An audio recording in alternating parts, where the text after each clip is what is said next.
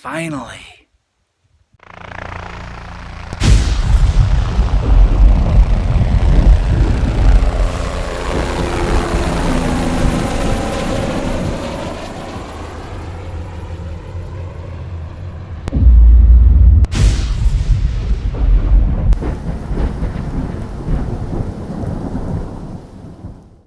Well, winter is upon us, but finally I'm going to be getting to these shocks.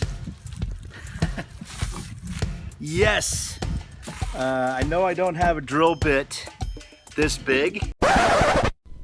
Hey, didn't the intro say something about no drill required? Yeah, that's what I thought. Hey, I guess we'll figure this out together. So I'm going to have to go over to Silent Bob's, see if he can help me out with that. I know he's got tons of that kind of stuff.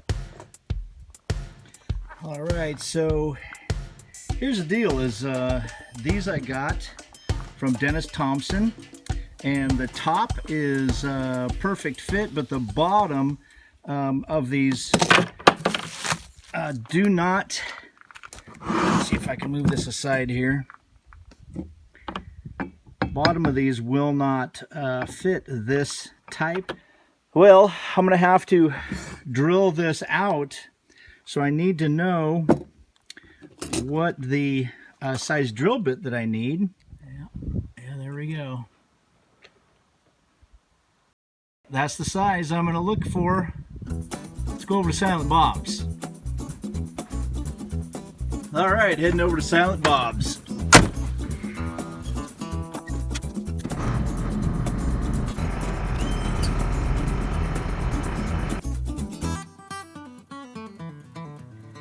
Well,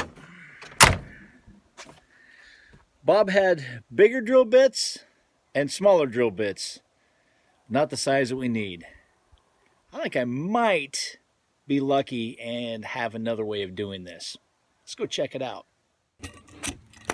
Well, I was thinking maybe if I could press this one out, press this out, and hog out that rubber. Maybe I could press it into here, but there's just not enough room. Not enough rubber left. I mean, it would be right at the edge, so looks like I'll need to go to Harbor Freight to get some bigger drill bits. All right, guys, so here we go. We have both of the shocks side by side, and as you know, this bolt will not fit in this hole. And what I have here is I bought a set of drill bits from Harbor Freight. This was about 40 bucks. It does have the 13/16, which is what I believe this hole is, and what this bolt fits through. So here's the deal. This is a piece of metal conduit, and it just so happens that this fits right inside about perfectly. Just a tiny little bit of slop, but it does not fit inside here. And I think you guys are knowing where I'm going with this is I'm all about options. You know, do you want to, every time you change out shocks, do you want to drill this out and put this big, thick, heavy bolt through each time, but have to drill this out every time you want to change shocks? Now, I understand that shocks are not changed out all the time, but I'm a little bit more for work smarter, not harder, and about options. So I'm trying to figure out if I just put this thinner bolt in, a little bit shorter, but a thinner grade A bolt in through here, and I had tiny spacers to take up that slack. There's no real difference between having a thin bolt and a thick bolt. They're both should be able to support the same amount of shock, because the shock is, of course, a single unit, and it's going to apply as much force up as it will down. And this was designed to have a smaller bolt through it anyway. So I don't think that the bolt thickness has too much of anything to do with it. So what I'm going to end up doing, just to try this, is I'm going to take this to the, I've got a little bench mounted belt sander. I'm going to sand the outside of this down to get the thickness down. See if it will go through there, make a couple little spacers so that I can just take a not as long of a bolt, but the same thickness of this bolt, and stick it through there and call it good. And then I will never have to, if I ever change the shocks, I'll never have to drill this out again to put this thicker bolt through.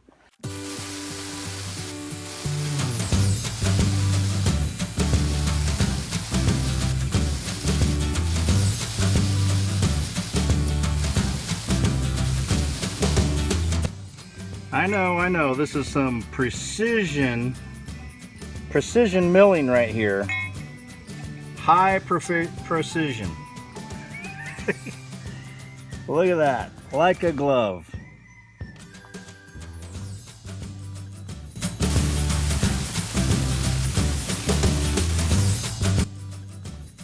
All right, this of course is a mock-up, but I think the spacer turned out great.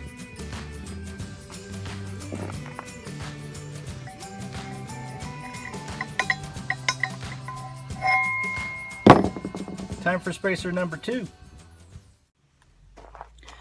All right, so there's one spacer, and I have this flush here now. Now, guys, this is a little trick here. So you push your metal in, you kind of wiggle it around a little bit. Pull it out. As you can see, it leaves little marks. These little marks are what you want to sand off on the belt sander, and that will help you keep this nice and round compared to the hole, which is perfectly round. Or I hope it's perfectly round and not oblong. But that's how to do it. Just sand off these bits that have rub marks on them, and you can keep your shape a little better.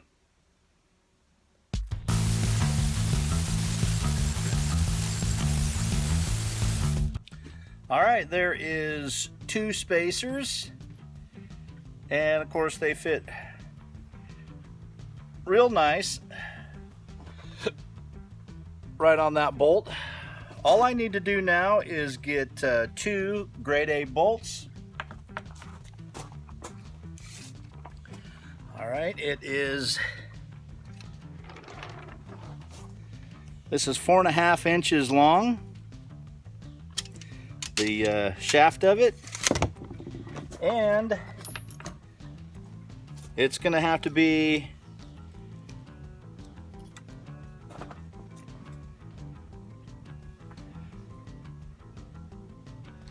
well, there's a 0.6.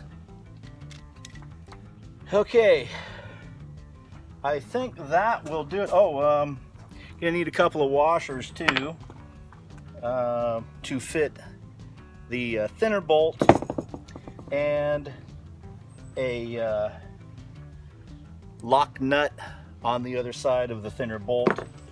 That will help things out as well. So I think that doing this work now is going to pay off if I ever have to change out this shock, and I don't have to drill this hole. You know, I could take those drill bits back, or I could just keep them. Maybe I'll just keep them so I don't have to keep running to Bob's when I need large size drill bits, which I've needed quite regularly, it seems like. So pretty easy, very, very easy technique to do this. Now, if you want to do this out of some grade 8 stock or some grade 5 or something a little bit, if you think this is not beefy enough, yeah, so be it. It's fine. I like how these turned out, and I think these will suit the purpose just fine. Now I need to make another set of these, of course, because, well, this only does one side, so actually I have to do 4. All right, I'm back from the farm store. Got some grade 8 bolts. This is 5/8. 5/8, 4.5 inch nylock nut, and 2 of the grade 8, actually 4 of these grade 8 washers. So I think that this is going to be perfect. Like I said, this was $6. This was nothing except a little bit of my time. I have taken all the burrs off and have painted these. So we're ready to pull Malachi's shocks off and install. Well, all right, this is a 15/16 and 24 millimeter.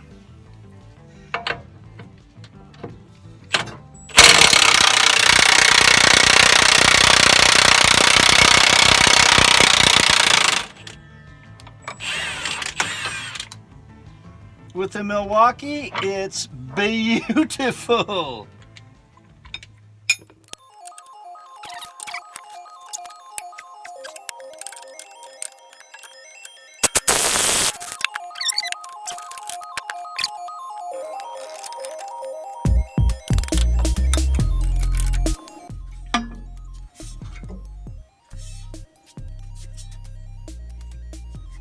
Wow, look at that.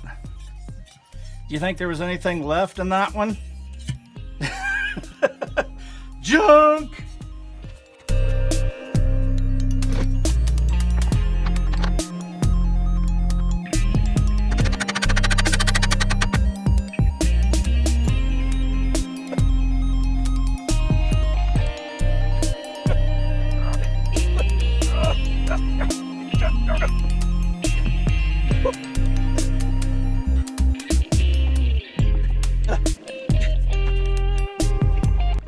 Now I know what you might be thinking. You're saying to yourself, come on Dave, I've seen you He-Man military press an entire LMTV bumper above your head. Could those shocks really be that bad? I mean, you're just, I mean, really? Well, for one thing, I didn't actually get the bumper above my head. And yeah, they're that shot. They're toast. I mean, the other ones, I had to He-Man them to get them to pull them down so I could put them in the slot down there. I mean, these things are roached. Horrible. All right, now I'm gonna have to put some spacers in because this is just not quite as wide as the other was. So I'm gonna put a little couple of spacers in. And I want to have I want to have the head of the bolt going in this direction just like it was before, but I also need to put in, I almost forgot, those little spacers that go inside of here. So let me grab those wherever I put them. Oh, here they are. Beautiful. Sweet. Okay, it looks like probably 2 of these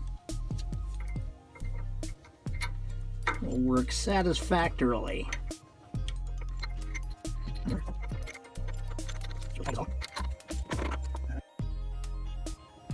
All right, I got the spacers in. Basically the thickness of, well, they're just washers. And let's drive this thing home. Already put it on there. Then I lock.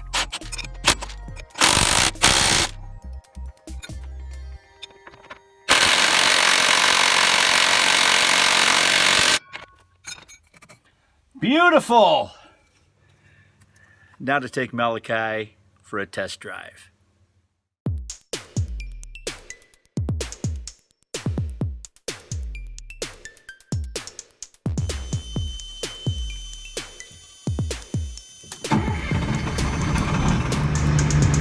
Well, I just started out. I can already tell a huge difference.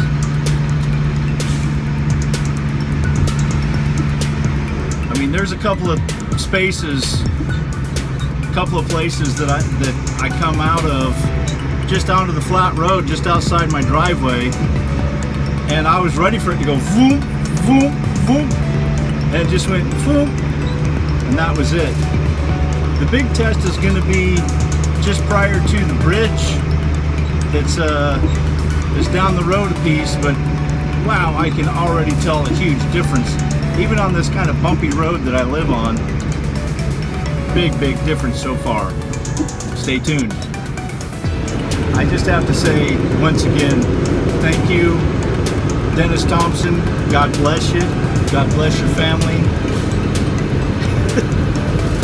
I already know that this is going to be just smooth as silk going over this really bad bridge.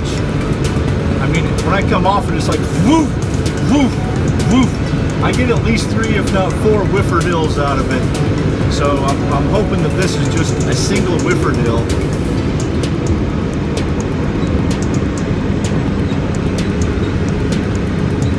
Here's the bridge. And coming off the bridge is where I get the whifferdill. Okay, two whifferdills instead of 4. But there is 2 bumps there, so I can't complain. At least it's not translating for you know, about 50-60 meters or so. Remember when I put that higher pressure gauge into the CTIS, and instead of it, whatever, it's 60 psi, 60 whatever, it's now up to like 75, 74 and a half. And I said that the suspension was, you know, I could feel it. It was stiffer. These shocks have totally removed all of that stiffness feeling that I was feeling, and has returned it back to the softer feeling prior to that PSI upgrade on the CTIS system, which is fantastic. I'm loving it. I'll see you guys back at the house. Hey guys, thanks for hanging out with me today. Please stay tuned to the end to see some important messages. I really have some goals that I really need your help. Your help is so much appreciated. And I want to just say thanks for all of the support that you've given me this last year especially. This channel is really growing, and I owe it all to you. So until next time, guys, I'm Dave Anderson signing out. You guys be safe out there, and God bless. Hey guys, thanks for watching. If you really liked the video, click on the like button, and if you haven't subscribed yet, love for you to subscribe. Just click on my face. I'm trying to get 1,000 subscribers by the end of this year, so I really appreciate your help. Tell your friends about us. I'd really appreciate it. Leave a comment. That's always acceptable too. Click another video now.